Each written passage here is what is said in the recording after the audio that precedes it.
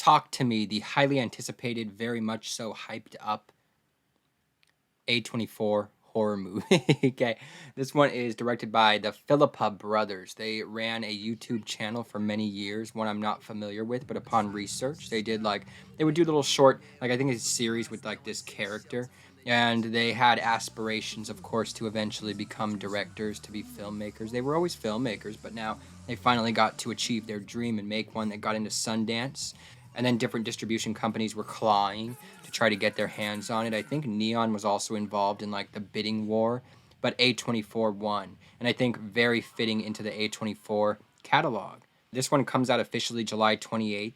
I had bought a ticket to see it at the Alamo Draft House. They were doing like an advanced Fantasia Fest, one of the two screening. But then I went to the Regal Mystery Movie. The Monday they do the $5 mystery movie where they give some clues, but I never go to this. This was one of my most anticipated horror movies of the year. In fact, I guess my most anticipated horror movie. I've just been hearing so many great things about it. So, when something's built up, the hype is built up so much. Of course, there is a little bit of weariness that is to be had from me because it sometimes results in disappointment when you go in thinking it's going to be the best thing ever. And so usually I try to just bring it down a little bit. I absolutely loved this movie so much. I'm going to say it was funny because the crowd that was at this mystery movie was like wine moms and such, just like this older crowd that was thinking they were going into something fun, which, it was fun. The movie was fun, but it was not what they wanted. Mass walkouts were occurring. So, a very quick synopsis, we are following Mia. She is grieving the loss of her mother. We're talking like 2 years ago or something it happened when we come into the story. She's hanging out with some friends. There's this Ouija-like challenge that's happening around town on social media, on Snapchat videos of people doing this challenge where they grab this hand and they say, "Talk to me."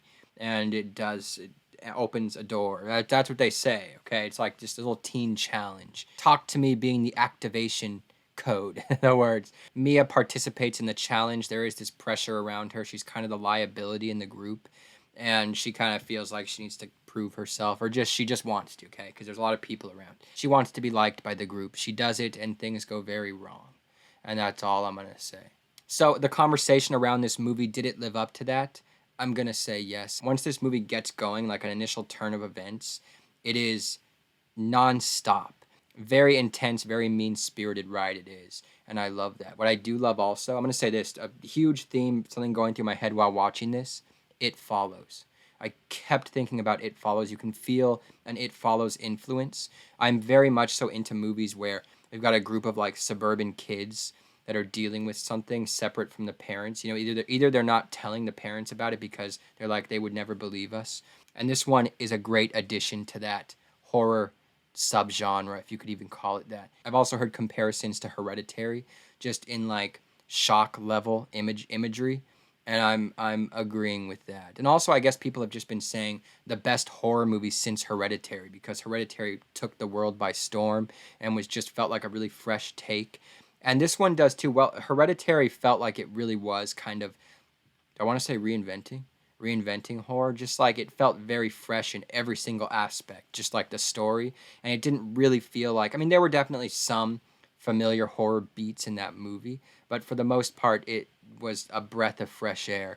And this movie, there's definitely familiar beats, even way more so than something like Hereditary, but it very much so has its own distinct voice that overpowers that. This whole central catalyst of the movie, I just love it so much. This whole like teen challenge thing, and just the way things are shown, the perspective where it places the viewer. Very inventive stuff happening here. There's a cool visual style to it also. And I keep saying this, but mean-spirited is the word I'm going to use here. Hurt the kids. Hurt the kids. I love a movie that is not afraid to go there. When I say go there, I mean, I don't know, hurt an undeserving character. Really great practical effects in this, and that's really something that goes a long way. And especially the images, the things created in this movie, very memorable. It is the full-on terror, horror moments of this movie that really make it stand out. And the thing is, I feel like the central storyline of this character trying to get over the loss of her mom, it's okay. It's all right. I don't really feel like it's ever doing anything that we haven't seen before there. But as I said, just some of the images here and just how far it goes and how visceral some of the moments are, how shocking, it truly does stand out. It has its very own voice. These guys behind this, I feel like they've got a passion for the genre. I can't say there was like a memorable score to this. In fact, I don't remember.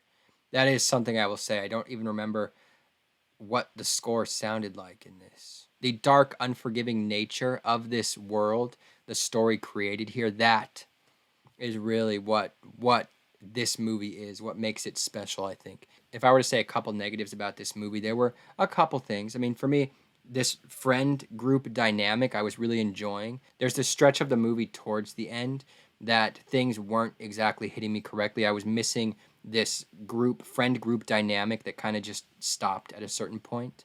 I liked the friend group, the characters there. In that period of the movie, there were little moments where I was thinking, oh God, don't. You know what I mean? When you're loving a movie so much, you really don't want a wrong step. It ultimately didn't take a like extremely wrong step, just like a couple little things where I was confused, thinking, I'm gonna say it to compare to It Follows again. You know how the rules of that movie, it kind of started to. There were certain things in the movie's rules, where you were kind of grasping, but then there were things that were like, wait, what does that how? But I guess with something supernatural, that doesn't really. It can. What are the rules? There are no rules really, and that was kind of my experience with like a certain aspect or I guess scene of this movie where I was a little bit confused. So I definitely think that this movie will be like the horror hit of the year. Something that I definitely want to watch again, could go back and watch multiple times again. The cast here is also really great. We've got Sophie Wilde as Mia is awesome. We're pretty much following her the entire time. Chris Alozio's on a bit of a roll. He's in Millie Lies Low, a movie I highly recommend. It's finally coming out. It was stuck in limbo for a little bit. Cringe, comedy, really interesting character study. But he's also in the upcoming Taika Waititi Next Goal Wins, which the trailer showed before the movie. Oh, also, Poor Things trailer, to see that on the big screen, the goosebumps that are felt. The goosebumps that are felt. I'm so goddamn excited about that movie. The movie comes out July 28th, and I highly recommend it. But thank you guys for watching. Thank you guys for subscribing if you have. Hi from TikTok if you're here from there. And go ahead and comment. You can do it.